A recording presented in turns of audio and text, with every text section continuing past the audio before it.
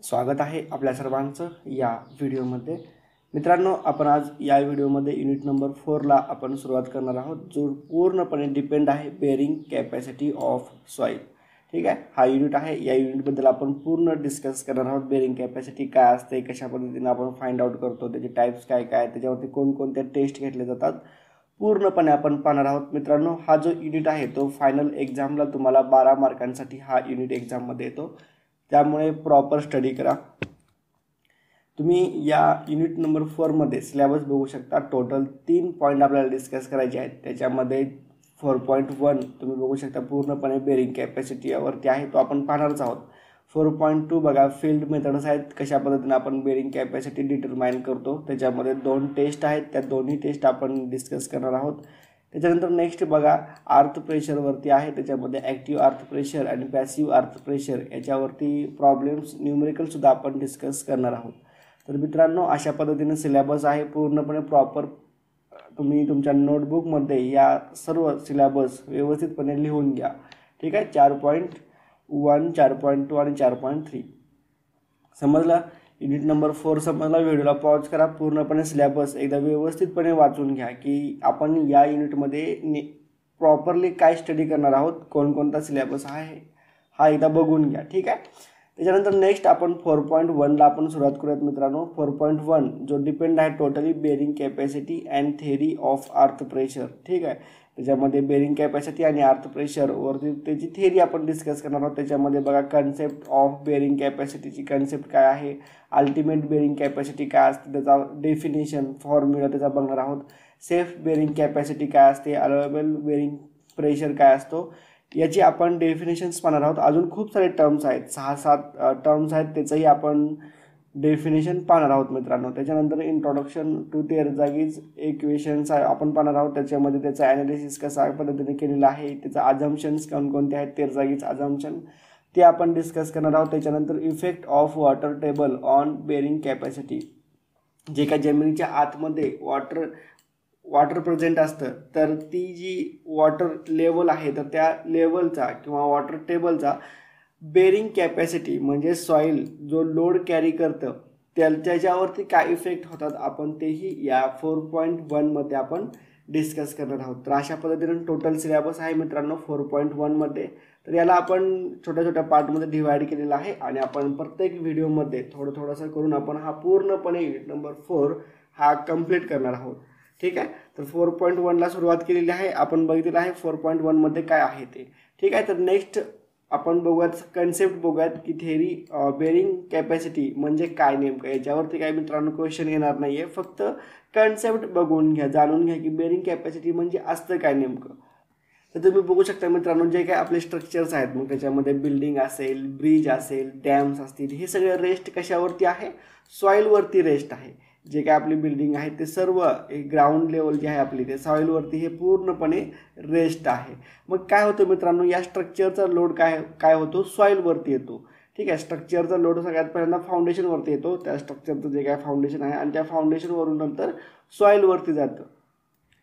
तर जो काय लोड ट्रान्सफर होत असतो मित्रांनो, तर त्याला ते काय करतो, कॉम्प्रेस करतो, सॉईलला काय करतो, कॉम्प्रेस करतो।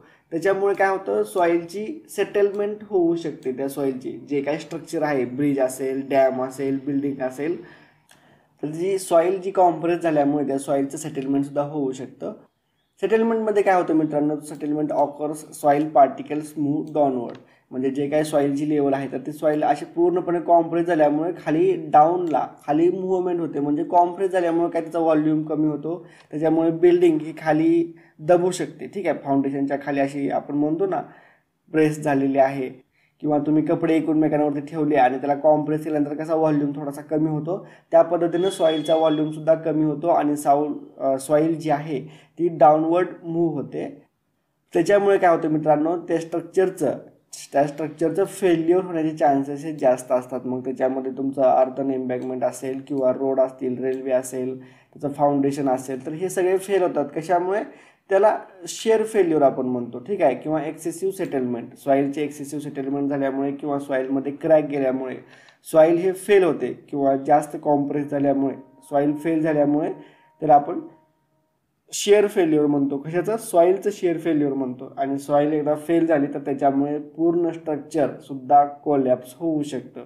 ठीक आहे, पूर्ण स्ट्रक्चरसुद्धा डॅमेज होऊ शकतं. त्याच्यामुळे आपल्याला सॉईलच्या बेरिंग कॅपॅसिटीचा स्टडी करणं हा खूप इम्पॉर्टंट आहे. कोणतंही स्ट्रक्चर डिझाईन करण्याच्या अगोदर आपण त्या सॉईलची बेरिंग कॅपॅसिटी काढतो की ती सॉईल किती लोड घेऊ शकते, किती लोड कॅरी करू शकते. त्या पद्धतीनं आपण फाउंडेशनची विड्थ, फाउंडेशनची डिझाईन, फाउंडेशनची जी काय हाईट असते, थिकनेस असते ती आपण डिझाईन करतो. त्यासाठी तुम्हाला बेरिंग कॅपॅसिटी तुम्हाला फाइंड आउट करता आली पाहिजे. एकदा तुम्ही बेरिंग कॅपॅसिटी फाइंड आउट केला नंतर त्याच्यानंतर डिग्रीला तुम्हाला DRS design of RCC structure म्हणून सब्जेक्ट आहे. त्याच्यामध्ये तुम्ही ती बेरिंग कॅपॅसिटी घेऊन तुम्ही व्यवस्थितपणे फाउंडेशन डिझाईन करू शकता. ठीक आहे, रेक्टँग्युलर फुटिंग असेल, ट्रायपॉझॉइडल फुटिंग असेल, स्क्वेअर फुटिंग असेल, वेगवेगळ्या टाईपच्या फुटिंग्स असतात. त्या तुम्ही त्या सब्जेक्टमध्ये BEला गेल्यानंतर तुम्हाला याचं नॉलेज येईल की कशा पद्धतीनं फुटिंग या डिझाईन करायच्या असतात.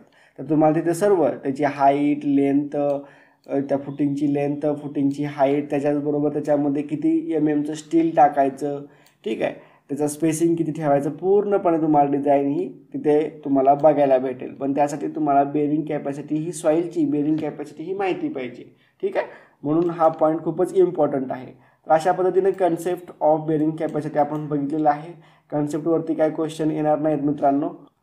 तुम्ही बघू शकता बेरिंग कॅपॅसिटी थोडक्यात डेफिनेशन पण बघू शकता. Bearing capacity is the soil ability to safely resist and bear load per unit area without displacement with safe load being when the load is less than or equal to the bearing value. म्हणजे जी काय bearing capacity आहे सॉईलची म्हणजे काय असतं, ability सॉईलची एक property असते जेणेकरून ती सेफली रेजिस्ट करू शकते किंवा बिअर करू शकते. त्या सॉईलवरती जेवढा काय लोड येणार आहे तो सेफली विदाऊट कॉम्प्रेस न होता किंवा डिस्प्लेसमेंट न होता सॉईलचं, ठीक आहे, तर ती व्यवस्थितपणे तो लोड कॅरी करू शकते. त्यालाच आपण काय म्हणतो, बेरिंग कॅपॅसिटी म्हणतो. समजलं? तर नेक्स्ट पॉईंट जो आहे ultimate bearing capacity, safe bearing capacity आणि अलाउएबल बेरिंग प्रेशर, हा आपण नेक्स्ट व्हिडिओमध्ये डिस्कस करूयात. तर भेटूयात नेक्स्ट व्हिडिओमध्ये.